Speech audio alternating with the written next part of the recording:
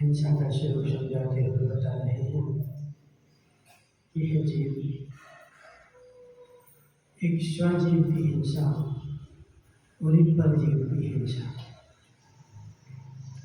परजीव की हिंसा के ऊपर फिर भी मेरी थोड़ी बहुत दृष्टि है, लेकिन स्व की हिंसा के ऊपर मेरी किंचित मात्र की दृष्टि नहीं है। मैं कभी कभी सोच लेता हूँ कि मुझे पर की हिंसा नहीं करनी है, तो उठा लीजिए। मैं कभी कभी सोच लेता कि मेरे द्वारा पर की हिंसा ना हो जाए, मेरे द्वारा किसी जीव का घात ना हो जाए। वो बात बंद कर दो, ये चल रहा ना।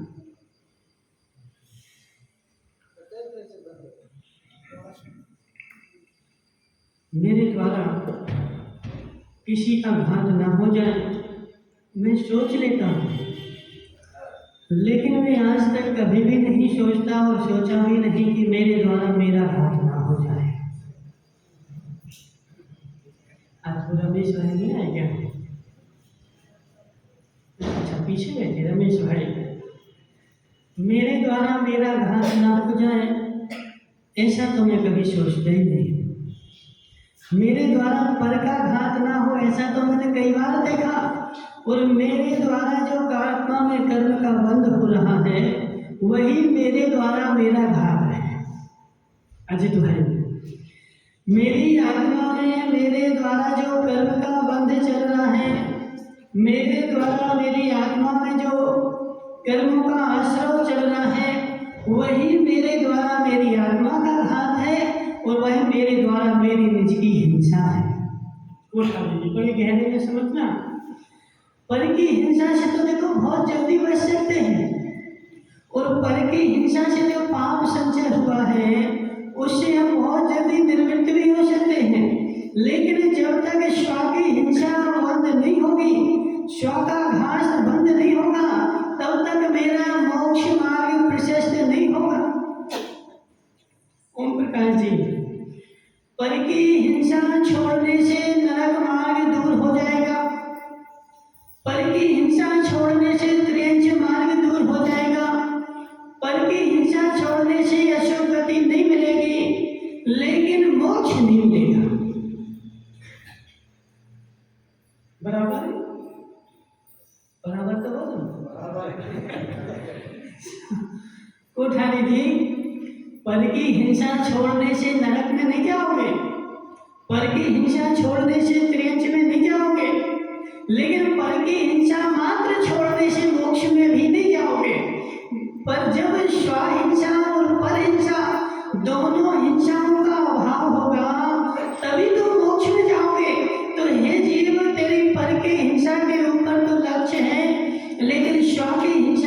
होने के लिए तेरा किंचित मात्र भी कोई लक्ष्य नहीं है, उसकी ओर जरा तुम लक्ष्य डाल। सेठ जी साहब देखो, आज संसार में भी धर्म की परिभाषा क्या मानी जाती है?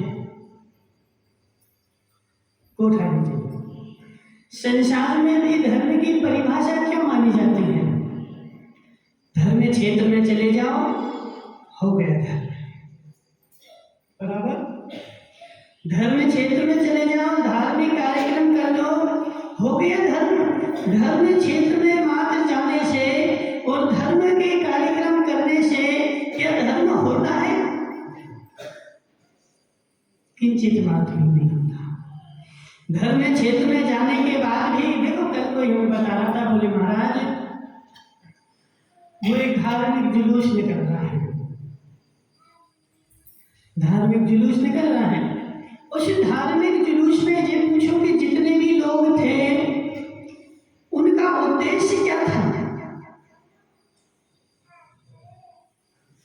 उस जुलूस में रहते व्यक्ति के पास भी मात्र धर्म का उद्देश्य रख के जो आया हो, कर्म की निद्रा का उद्देश्य रख के जो आया हो, वो तो मात्र 1-8% व्यक्ति ही होंगे और 99% लोग तो ऐसे हैं कि बाजे बदले चलो नचने। देखिए समझो जरा, 99% लोग तो ऐसे हैं कि चलो बाजे बदले चलो नाचने। तो नाचने से धर्म हो गया क्या? और जब नाचते हैं ना, तो उस समय नाचते हुए भी मेरी मान कसाय तीव्र हो जाती है, मान कसाय मेरी, क्रोध कसाय मेरी बढ़ जाती है। और जहाँ पे कसाय बढ़ी वहां सबसे बड़ा धर्म है।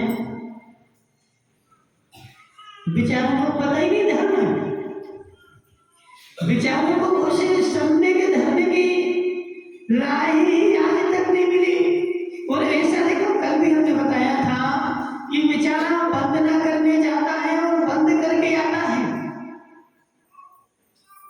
मतलब बंद न करने जाता है और बंद करके आता है। जब तक बंदना में भी निज लक्ष्य की ओर दृष्टि नहीं होगी, लक्ष्य की ओर मेरा उद्देश्य नहीं होगा, तब तक मेरी वह वंदना भी सफल नहीं होने वाली। तब तक मैं वंदना भी करने जाऊंगा शेर जी साहब, तो बंद करके ही जाऊंगा, क्योंकि वंदना करने भी जाता है तो कषाय लेकर के ही जाता है। कषाय का निर्मूल होता ही नहीं है, और जब तक कषाय निर्मूल ना होगी तब तक बंद का अभाव होने वाला नहीं है। तो ऐसे आचार्य भगवान यहाँ पर बता रहे हैं कि हे जीव, कोई जीव सोच रहा है कि एक काम करो, हिंसक जीवों की हिंसा कर दो। कोठारी जी, हिंसक जीवों की हिंसा कर दो। क्यों कर दो हिंसक जीवों की हिंसा? क्योंकि हिंसक जीव जीता रहेगा तो वो हिंसा करता रहेगा। अब जी बैठे राजेश भाई के घर में क्या एक सांप निकल आया है, बहुत बड़ा। राजेश भाई, अब राजेश के घर में सांप निकला और बेचारा डंडा लेकर के भागा, मारो इसको, बचना नहीं चाहिए, बचेगा तो किसी न किसी को डस लेगा और किसी न किसी को डसेगा तो उसकी मृत्यु हो जाएगी। इससे मुझे खतरा है, इसलिए इसको मार दो। इसको मारने से पाप नहीं लगेगा? ठीक है जी, अच्छा बोलो ना राजेश से, बताना राजेश से। तो जैसा सोच रहे ना, हिंसक जीव को मार दो, और हमने उसको मारा तो हम भी हिंसक जीव हो गए, तो हमें मारेंगे। समझो जरा, ठीक है जन साहब, ऐसे सोचने वाले भी लोग संसार में खूब हैं, जो हिंसक जीवों को मारने पर ही तुले हुए हैं। उनको संसार से घात कर दो, उनका पृथ्वी से नष्ट कर दो। यदि हिंसक जीव नहीं होगा तो मैं सुखी रहूंगा। हे भोले प्राणी, तू हिंसक जीव के कारण दुखी है क्या? ओम प्रकाश जी, ये तो मिथ्यात्व है। अब तुम मिथ्यात्व खोजने जाते बोले कुदेव को पूजो तो मिथ्यात्व है, कुदेव को पूजो तो बहुत स्थूल मिथ्यात्व है, हिंसक जीव के कारण में दुखी हुए घोर मिथ्यात्व है। और उसकी हिंसा करने के बारे में मात्र हिंसा की नहीं, मात्र सोच लिया, और सोच मात्र लिया उठाने की, और हिंसा का पाप लग गया। इसकी वजह से, इसकी वजह से, ठीक है ना, इसकी वजह से ऐसा हो गया, इसने ऐसा कर दिया। जो कर्म पूरक किए खोटे, बोलो माता, किसको सुना रहे हैं? किसको सुना रहे हैं? यहाँ बैठ के नहीं सुनाना है। जो कर्म पूरक किए खोटे, सहे क्यों नहीं जिए राम। राजेश भाई किसको सुना रहे हैं? वो राजेश तो देखो बेचारा बहुत होशियार है, वो कल्याण जी को सुना देता है। और कल वहां गए होगे ना जम्मू के यहाँ, तो वहां भी सुनाया होगा। क्या सुनाया था? जैसा बता दो, कुछ तो सुनाया होगा ना। वो जम्मू बेचारा रो रहा होगा, तो क्या बोला था उससे?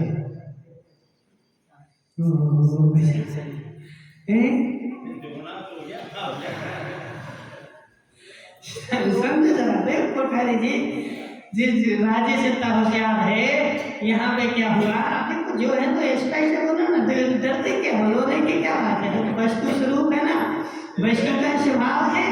यहाँ पे एक जम्मू जी थे, तो उनके पिताजी चले गए। कहाँ चले गए?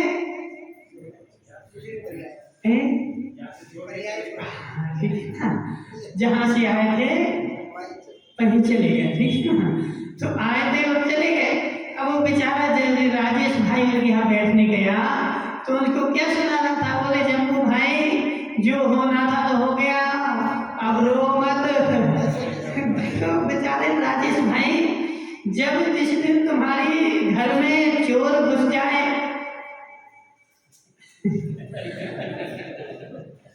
जिस दिन घर में चोर घुस जाए, भूल जाते हैं जब खुद पे आती है तो यही समस्या तो यही है। सुनाना था खुद को और सुना रहे दूसरे को।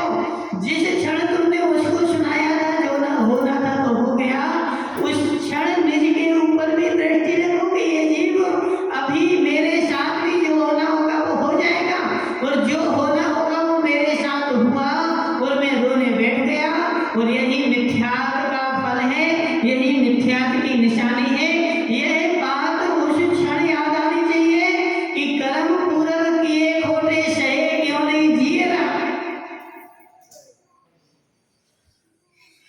राजेश भाई, जिस क्षण दुख हो, जिस क्षण तकलीफ हो, जिस क्षण कष्ट हो, जिस क्षण दुख के पहाड़ टूट जाए, जैसे वो मैना सुंदरी, उसका पक्का निर्णय था, कर्म पूरक किए खोटे, सहे क्यों नहीं जिए राम। उसके पिताजी ने उससे बोला, सेठ जी साहब कि हे मैना सुंदरी, तू एक काम कर, तू बता दे तुझे किसके साथ शादी करनी है।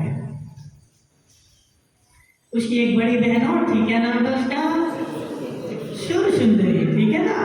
सुर सुंदरी और मैना सुंदरी, अजित भाई, दो बहनें थी। तो सुर सुंदरी गई अपने पिताजी के पास और उसने बोला कि पिताजी मुझे उसके साथ शादी करनी है। पिता खुश हो गया, मेरी टेंशन फ्री। अब तुम ही खोज के लाए तो हम क्यों जाए खोजने के लिए, हमारी टेंशन फ्री। और उसने उसकी साथ शादी करवा दी। और फिर उसकी शादी होने के बाद वो मैना सुंदरी के पास गया कि हे मैना सुंदरी, तुम बता तुझे किसके साथ शादी करनी है। तो उसने स्पष्ट बोल दिया, पिताजी ये टेंशन हमारी नहीं है, तुम्हारी है। समझे सर, ये टेंशन हमारी नहीं है, ये किसकी है? तुम्हारी है। तुम जानो, तुम्हारा काम जाने, जहां करवाना हो से तुम करवा दो। राजेश भाई, उसका पक्का निर्णय था कि जो मेरे भाग्य में होगा, जो होना होगा, सो वही वह अपनी बात पर अटक रही और अपने पिताजी से बार बार कहती रही कि पिताजी जो होना होगा वही होगा। तुम क्या कर सकते हो? तुम्हारे में क्या शक्ति है? तुम तो मात्र उस बात में निमित्त बन जाओगे, उसमें तुम सहकारी बन जाओगे। और उसके पिताजी के देखो, उसने पिताजी से तब बोल दिया, देखो शब्द उठा लीजिए, शब्द को शब्द को बचा ले, ऐसी शब्द की पाचन शक्ति नहीं है। ठीक है ना? राजेश भाई रबड़ी खाई क्या? रबड़ी खाई? रबड़ी खाई ना? कितनी खाई? 1 किलो? 1 कटोरी खा ली ना? 1 किलो क्यों नहीं खाई? बोले महाराज पचाने की शक्ति नहीं है, 1 किलो नहीं पचा सकते। फिर भी तुम्हारी शक्ति अच्छी है, 1 कटोरी तो तुमने पचा ली। और कोई कोई तो बेचारा ऐसा है कि 1 कटोरी क्या 1 चम्मच भी नहीं पचा पाएगा। तो वह रबड़ी पचा पाना सबके बात नहीं, सबके बस की बात नहीं है। जब रबड़ी पचा पाना सबके बस की बात नहीं है, तो जिनवाड़ी पचा पाना सबके बस की बात कहाँ से हो जाए? उसको भी बेचारे को जिनवाड़ी सुन के भी दस्त लग जाएंगे, जिनवाड़ी सुन के भी उसका पेट खराब हो जाएगा, जिनवाड़ी सुन के भी उसका हृदय खराब हो जाएगा गजराज भाई। तो उसके पिताजी का भी हृदय खराब हो गया, उसको भी दस्त लग गए कि उस जब मैना सुंदरी ने बोला कि मेरे भाग्य में जो होगा। देखो यहाँ तक तो माताओं बोल नहीं है। देखो जो माताएं देखो होशियार है, होशियार है कि नहीं? इनका देवता जब पूछेगा कि तुम्हें आज त्योहार रक्षाबंधन का त्योहार आ रहा है, कुछ चाहिए तो नहीं है? सब पूछते कि नहीं पूछते? नीलेश भाई पूछते, देवी क्या बोलती बता?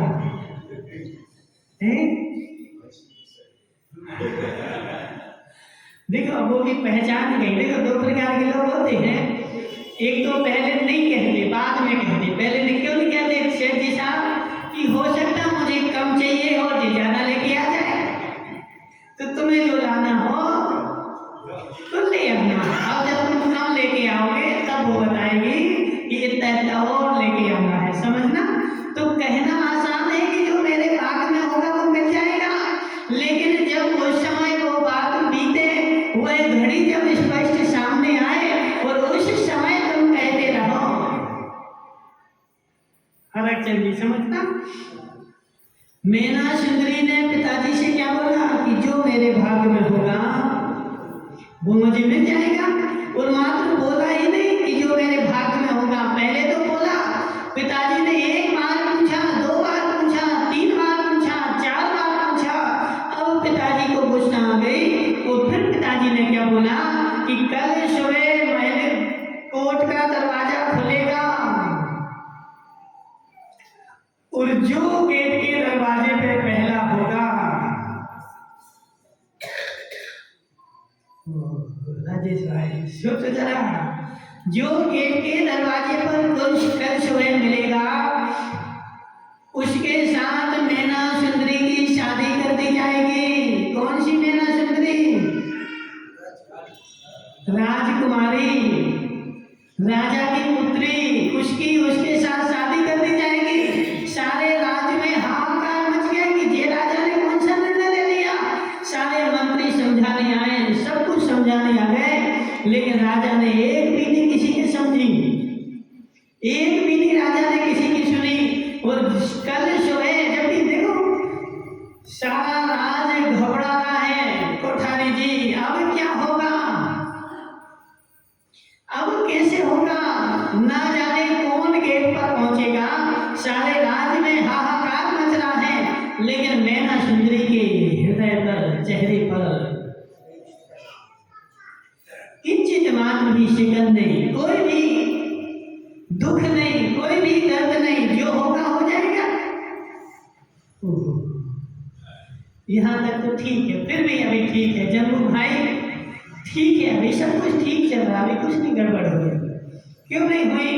क्योंकि वो देखो रहता ना, हो सकता कोई अच्छा मिल जाए, गजराज भाई, हो सकता है कोई अच्छा मिल जाए, सब तो गजराज की शादी होना थी। तो फोटो देखी थी कि नहीं? खाना तो बोला फोटो देखी थी ना। देखो बेचारे ने पहले से फोटो देख ली थी, ऐसा नहीं हो कि कोई भूत नाती बहन मिल जाए, कोई पिशाच मिल जाए, तो उसमें बेचारे ने पहले से फोटो देख ली।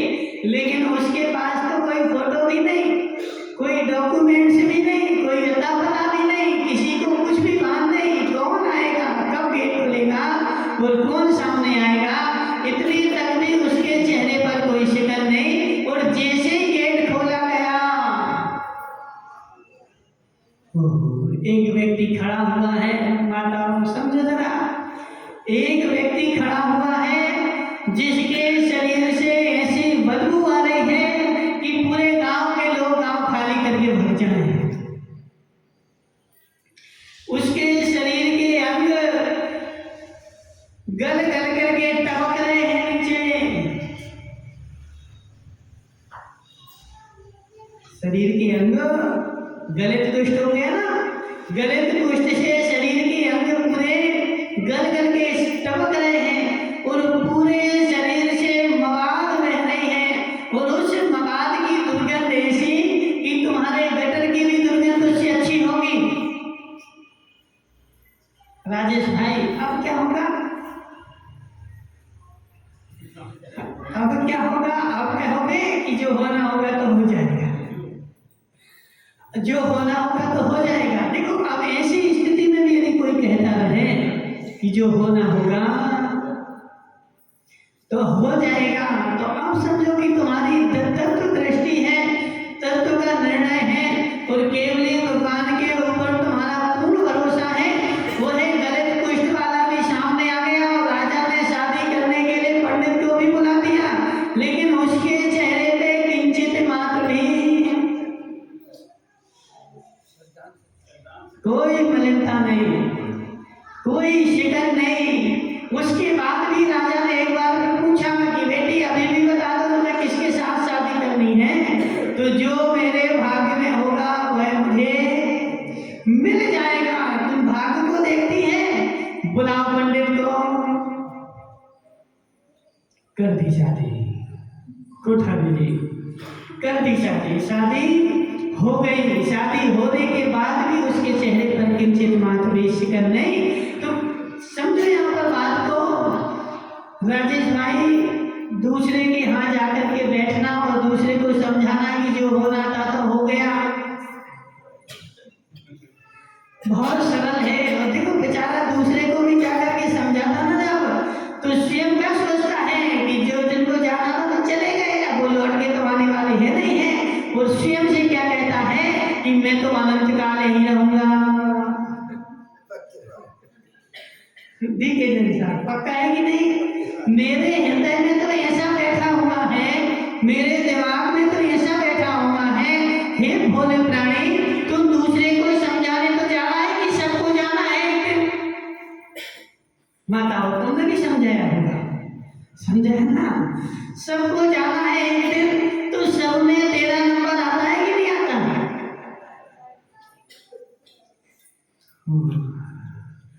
राजेश भाई, सब में तुम्हारा नंबर आता है कि तुम सबसे अलग हो?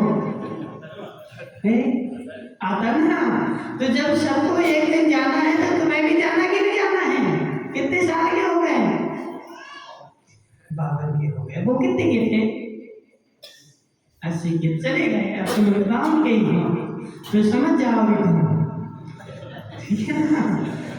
सबको एक दिन जाना है। हे बेचारे प्राणी, अब तो वो चला गया। अब उसके जाने के बाद उसको समझाने से और उसको परिवार वालों को समझाने से कुछ नहीं होने वाला। रमेश भाई, जो अभी बाकी है जाने का, यदि वो समझ जाए तो कल्याण हो जाए। ओम प्रकाश जी, जो चला गया अब उसका कुछ होने वाला है क्या? आना तो बोलो, किसका कुछ होगा?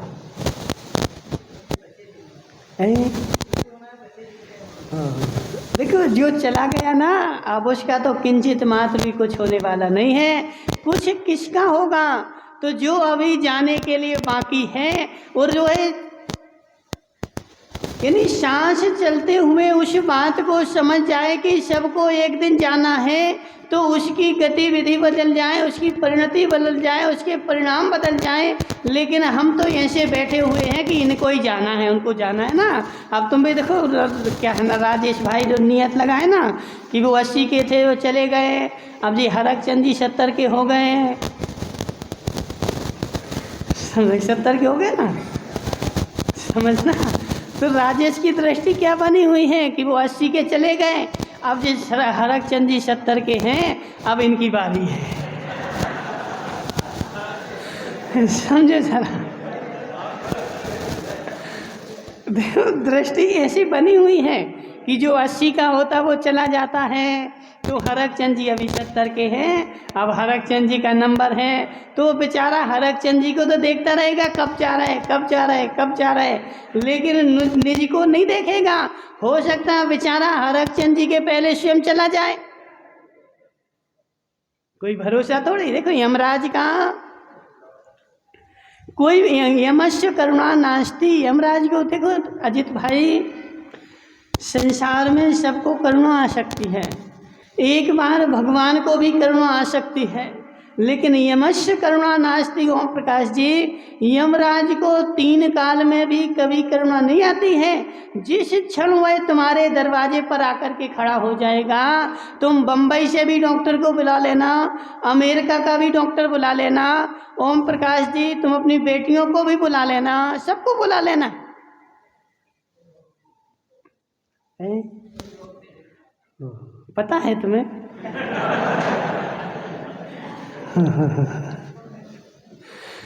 देखो पता सबको है, लेकिन मानता कोई नहीं है। नीलेश भाई, पता सबको है, मालूम सबको है, भान सबको है, लेकिन बेचारा जब दुकान पर बैठता है जम्बू भाई, तो वह ऐसे मस्त होके बैठता है कि 3 लोक का राजा मैं ही हूँ, 3 लोक में मुझसे बड़ा कोई है ही नहीं है, मैं ही 3 लोक का सबसे बड़ा राजा हूँ। इसलिए जम्बू भाई घमंड नहीं करना, बड़े बड़े चले गए, बड़े बड़े चले गए और बड़े बड़े चले जाएंगे। इसलिए हे जीव, जब तक तू है तब तक इस सत्य को स्वीकार कर ले कि सबको जाना है। कोठारी जी, सबको जाना कि नहीं जाना? तो इस सत्य को तू जीते जी स्वीकार कर ले कि सबको जाना है, और जब सबको जाना है तो तैयारी करो फिर।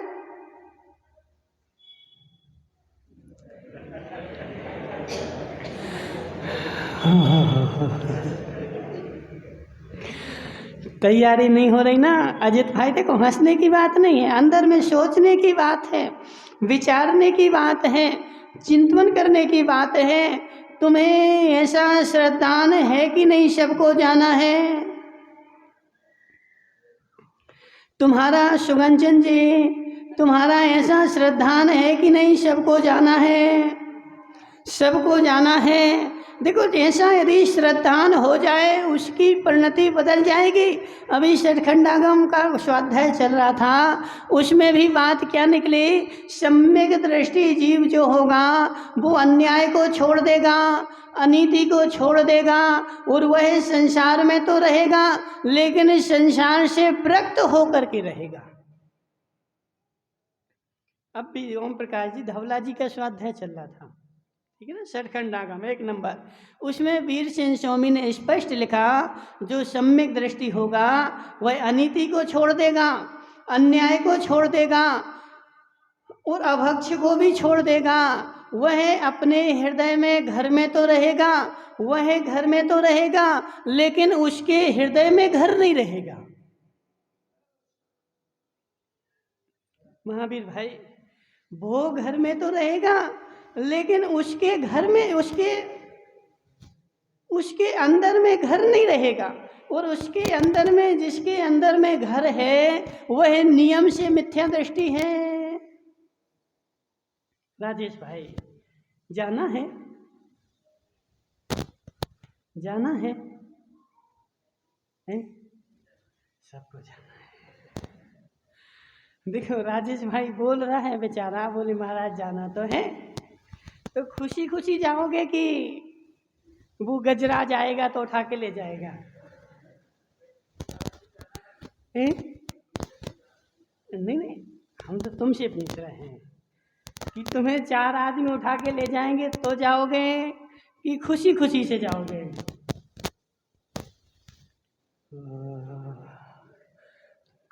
कुछ नहीं बोल रहा। बोले महाराज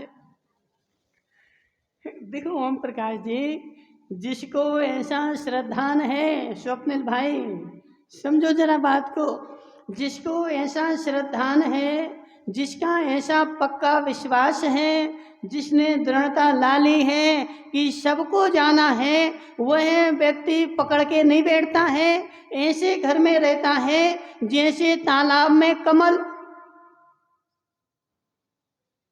जैसे तालाब में कमल रह रहा ना, तालाब में रह रहा है लेकिन तालाब के एक भी बूंद पानी को स्पर्श नहीं करता है। एक बूंद पानी यदि उसके ऊपर भी डाल दो सेठ जी साहब, तो वह नीचे फेंक देगा, नहीं चाहिए मुझे तुम्हारा पानी, मुझे तो इससे भिन्न ही रहने दो, मुझे तो इससे अलग ही रहने दो। तो जैसे जल में भिन्न कमल है ना, ऐसे ही सम्यक दृष्टि जीव घर में रहता है। मुझे नहीं चाहिए तुम्हारा घर, नहीं चाहिए तुम्हारे घर की सामग्री, मुझे घर से अलग ही रहने दो, मुझे तो जाना है।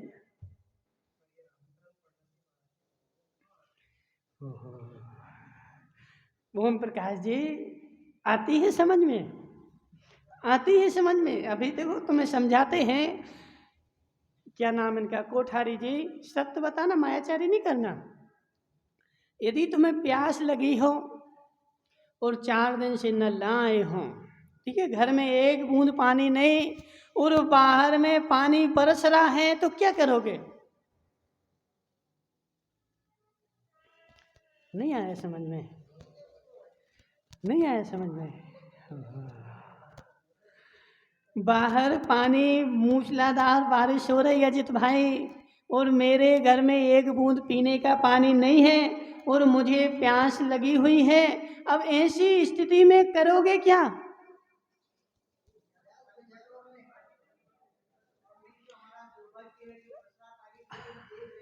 ऐसे में करोगे क्या? नीलेश भाई तुम क्या करोगे? बोलो जल्दी जल्दी बोलो, देखो समय हो रहा है।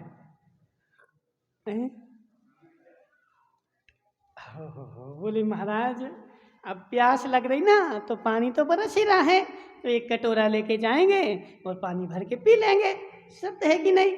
और बेचारा कोई प्यासा बैठा रहे और पानी ना पिए तो,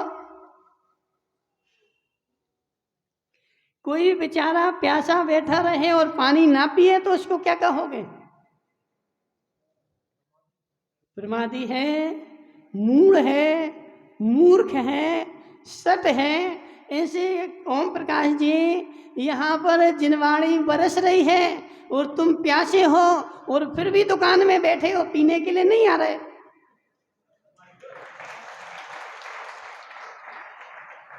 समझो जरा, समझो समझो जरा।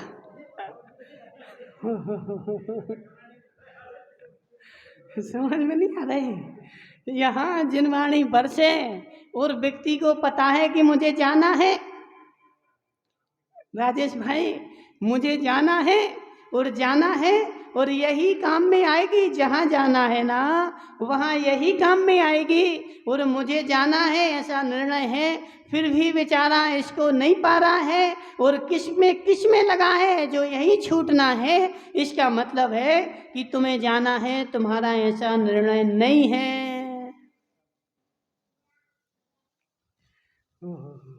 राजेश भाई नहीं आ रहा समझ में, नहीं आ रहा समझ में।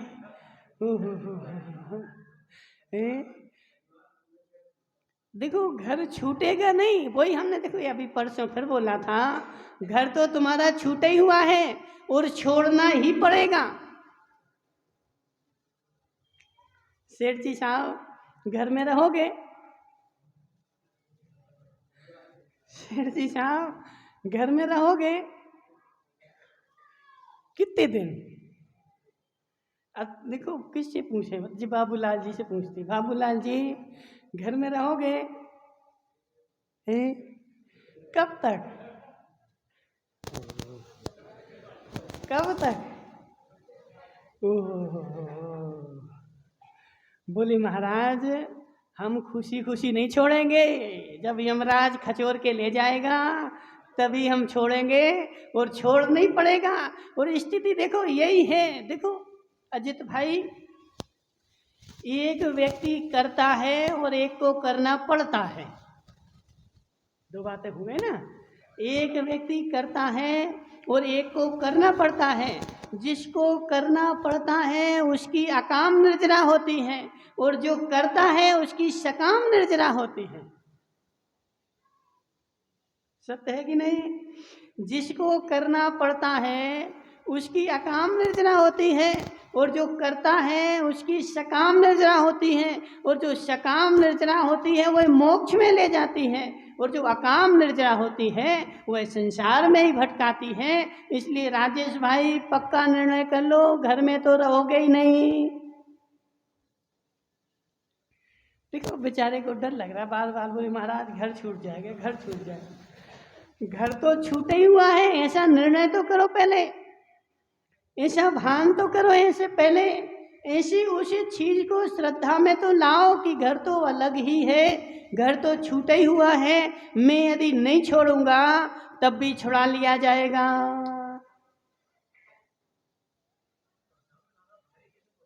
भारी इसलिए पड़ रहा है क्योंकि मिथ्यात का पर्दा भारी है। मिथ्यात का पर्दा भारी है ना, तो अब सामने जो चीज चढ़ाना है वो उतनी तुम्हारे पास वस्तु ही नहीं मिल रही, उतनी तुम दृढ़ता ठोस वस्तु चढ़ाओ तो पलड़ा और कुछ उठे। अब तुम मिथ्यात का पलड़ा इतना भारी है कि सम्यत का पलड़ा जो तुमने आज तक चढ़ाया है वो तो पासंग में ही चला गया। पासंग जानते ना? हाँ, तराजू के पलड़ा दोनों एक से करने के लिए भोजराज जी वो एक कुछ डाला बोला जाता है, पासंग बोलते ना, तो वो तो तुम्हारा जो है ना पासंग में ही चला गया। जितना आज तक तुमने संसार में रह करके धर्म किया, जितना तुमने मोक्ष मार्ग की ओर बढ़े, वह तो तुम्हारा उस पासंग में ही चला गया। अब उस मिथ्यात के वजन के लिए अभी तुम्हें और रखना है, और वह ठोस वस्तु रखनी पड़े, पोली पोली में नहीं होगा। ओम प्रकाश जी पोली पोली में नहीं होगा जी। पोली बेचारा रुई रुई चढ़ा रहा है, बाहर बाहर से चढ़ा रहा, अंदर से तो खोखली है। हरक चंद जी बाहर बाहर से खूब वस्तुएं चढ़ा रहा है, लेकिन अंदर से वो वस्तुएं खोखली हैं, तो खोखली वस्तु में वजन नहीं हुआ करता। ऐसे बाहर बाहर की श्रद्धा में इतना वजन नहीं होता कि वो मिथ्यात को मात दे दे। ठोस वस्तु चाहिए है, ठोस निर्णय चाहिए है, ठोस विश्वास चाहिए है। राजेश भाई जाना है?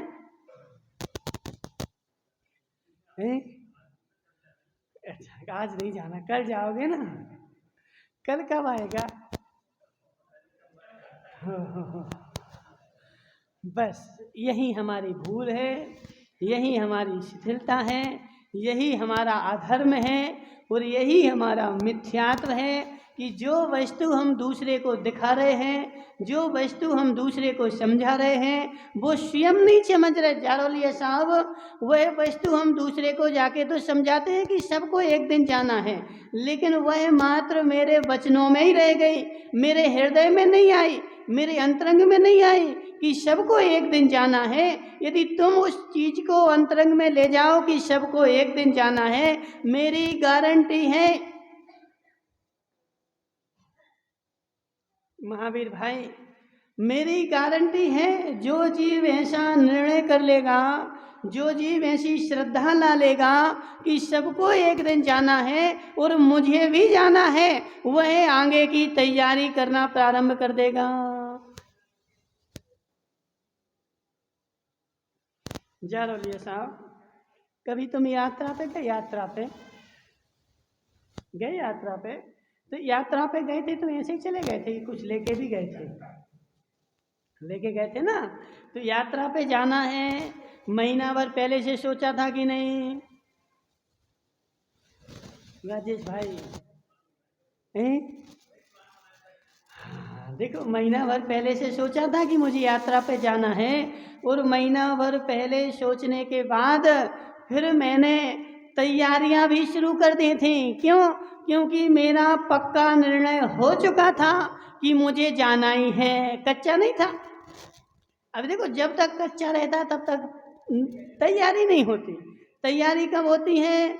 जिस क्षण तुम्हारा पक्का निर्णय हो जाए कि मुझे जाना ही है, अब मुझे कोई भी रोकने वाला नहीं है, मेरा पक्का निर्णय है, पूर्ण निर्णय है, इसलिए मैं तैयारी शुरू कर रहा हूँ। तो जिस क्षण तुम्हारा निर्णय पक्का होता है उसी क्षण तुम्हारी तैयारियां शुरू हो जाती हैं। ऐसे राजेश भाई, जिस क्षण तुम्हारा निर्णय ऐसा होगा कि मुझे जाना है,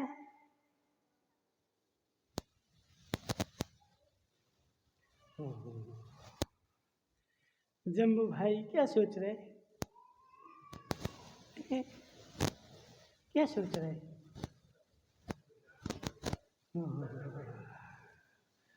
बेचारा देखो पड़ेगा में तो घसीटा मारना पड़ेगा, ठीक है ना? और घसीटा लगेगा तो पूरा छुल जाएगा। मुझे जाना है। माता देखो माताओं, इतना निर्णय कर लो तो सम्यक के सम्मुख आ जाओगे।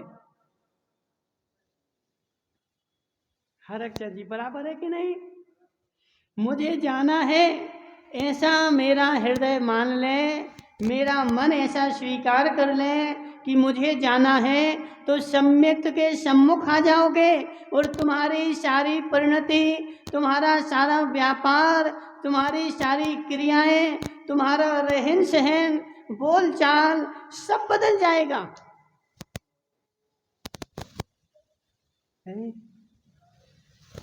राजेश भाई मुझे मात्र इतना ही निर्णय नहीं है कि मुझे जाना है और मुझे यहीं रहना है, इसलिए तो बेचारा दिन रात लगा हुआ है किसमें? 5 पाप करो कैसे भी हो,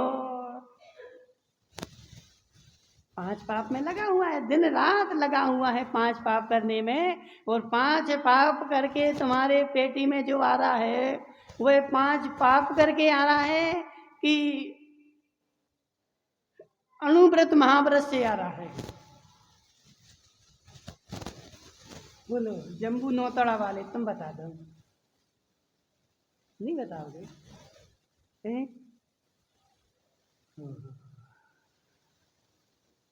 अब राजेश भाई जी बताओ, जो जीवन भर 5 पाप में लिप्त रहेगा वो कहाँ जाएगा? यही मंदिर में? 5 पाप करके जिंदगी भर 5 पाप में लीन रहेगा, वो जाएगा कहाँ? ठीक है जैन साहब तुम बता दो। देखो डी के जैन साहब क्या बोल रहे हैं, बोले महाराज नरक निगोद में जाएगा, और जी राजेश भाई तो बोल रहा हमें तो मोक्ष जाना है। राजेश तो बोल रहा है महाराज हमें नरक नहीं जाना, नरक जाना राजेश भाई। हाँ ना तो बोलो, हाँ ना तो बोलो।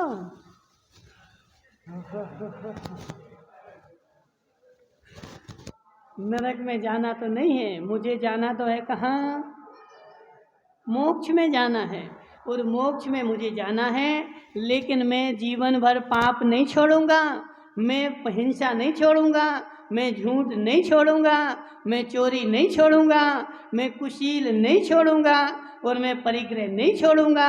इसको तो मैं करता रहूंगा, और मुझे मोक्ष जाना है, मुझे जाना है, इसका अभी तुम्हें निर्णय नहीं है, आगम की बात का तुम्हें अभी निर्णय नहीं है। जिस क्षण तुम्हारे आगम की बात का निर्णय होगा कि यह सब छोड़कर मुझे जाना है। भोजराज भाई तुम कभी किराए के मकान में रहे? नहीं, पहले तो रहे होगे ना, जब जब डैम बन गया था तो डूब गए थे। रहे ना किराए के मकान में। तो जी बताओ, वही किराए का मकान कैसा था? हैं? बहुत अच्छा था ना। उसमें खूब अच्छा रंग रोगन था, मार्बल लगा हुआ था। मार्बल नहीं लगा था? याद नहीं है, भूल गए?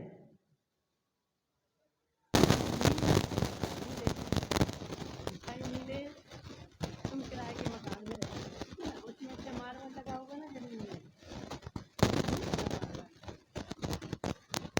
दीवारों में।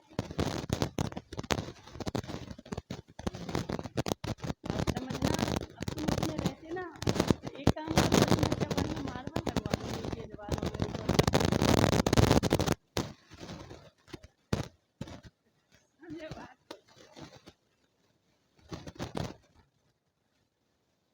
समझो हमारी बात। उसमें अच्छा बढ़िया मार्बल लगवा तो सफेद, वो कौन सा मकराना वाला।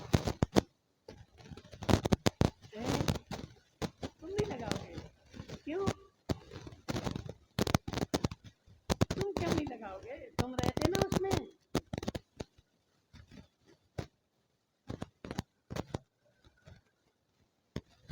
देखो हरक चंद जी, आगम भी अपन को सब जगह देखने मिलता है, नजर होनी चाहिए।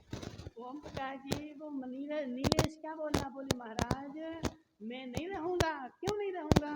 मैं उसमें माला नहीं लगाऊंगा, क्योंकि मुझे तो जाना है छोड़ के।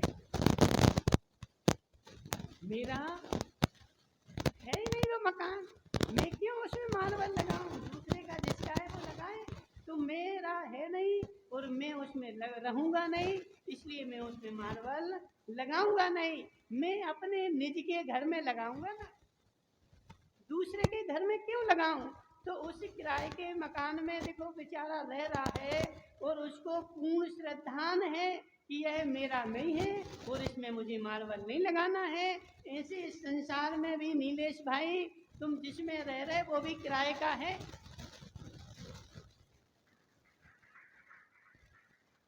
हरक चंद जी, पक्का है कि नहीं? जिसमें तुम रह रहे ना, वह भी किराए का है और बेचारा पूरे जीवन भर उस किराए के मकान में मार्बल लगा रहा है, उस किराए के मकान को सजा रहा है और उसी की संभालने में लगा है, जबकि वह तो किराए का है और जिसका है समय हो जाएगा वो छुड़ा लेगा, ले जाएगा। उसमें भी तुम किराए भर रहे ना, आयु कर्म का प्रति क्षण एक एक निश्चय उसके लिए दे रहे हो, रहने के लिए।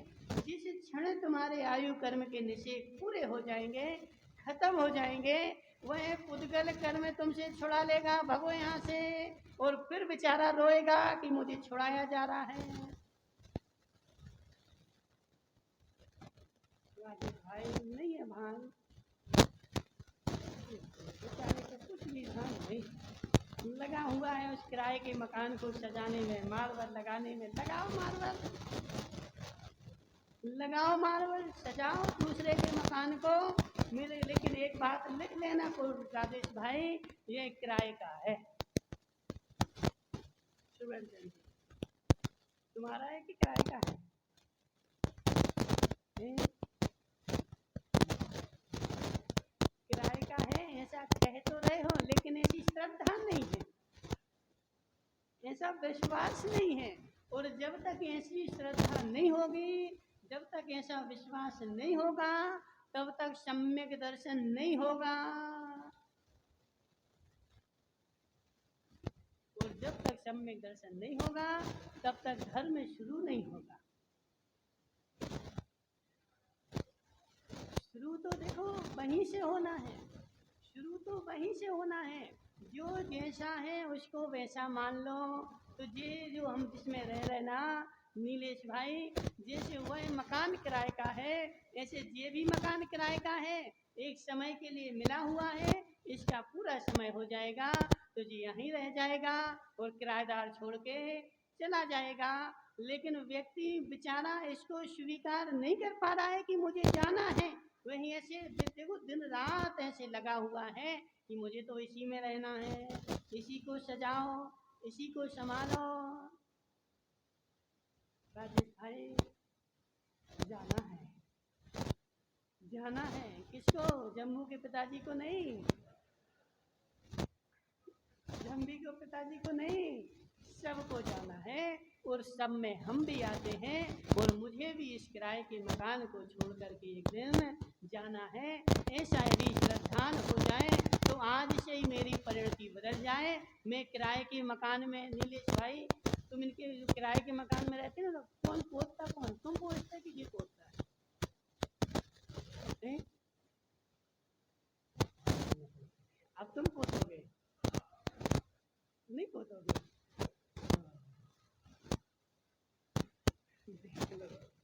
देखो उसके मकान के ऊपर देखो इतनी उसको अकाट श्रद्धा है कि नहीं का है जय पोते, जय जे करना हो तो करें, हम कुछ भी नहीं करेंगे। लेकिन इस मकान के ऊपर श्रद्धा नहीं है कि ये किराए का है, ये दूसरे का है, इस पर अच्छा बढ़िया क्या वो हजारों रुपए की क्रीमें ला ला के पोतता है बेचारा, वो साबुने लेकर के, पाउडर ले आकर के, और क्या कहते जीवों के कलेवर ला ला करके और हजारों के लाखों के इस पे पोत डालता बेचारा कि बचा रहे, फिर भी नहीं बचेगा। माता हो कुछ भी पोत लो, बचने वाला नहीं है, यह गारंटी है। इसलिए किराए के मकान में यदि पोतना भी पड़ता है तो चूना ला के पोत देते हैं। होता कि नहीं होता? किराए के मकान में यदि पोतना हो जम्बू भाई तो क्या पोतोगे? चूना पोतोगे कि वो नेरो लैक का 1000 रुपए का 1 लीटर ला के पोतोगे? बोले सबसे सस्ता जो चूना मिलेगा ना वो हम पोत देंगे, क्या है क्योंकि किराए का है ना, वो मकान मालिक जाने। तो ऐसे देखो, ऐसी श्रद्धा लाओ, विश्वास लाओ कि वो मकान जैसे किराए का है ऐसे यह मकान भी किराए का है और छोड़ के जाना ही पड़ेगा और मुझे जाना ही है। और जब मुझे छोड़ के जाना है तो आज से ही ऐसा विश्वास करो और आगे की तैयारी कर लो, मुझे छोड़ के जाना है। जो तैयारी में लग जाए तो समझ लेना कि ये सम्यक दृष्टि जीव है और जो बेचारा उसी का पोषण करता रहे किराए के मकान का, तो समझ लेना कि घोर मिथ्या दृष्टि जीव है और अनंत काल अभी इसको संसार में और भटकना है। तो अपने अपने को देख लेना, अपनी अपनी परीक्षा कर लेना, अपने अपने आप को समझ लेना कि मैं मिथ्या दृष्टि हूँ कि सम्यक दृष्टि हूँ। पूरे शांतिनाथ भगवान की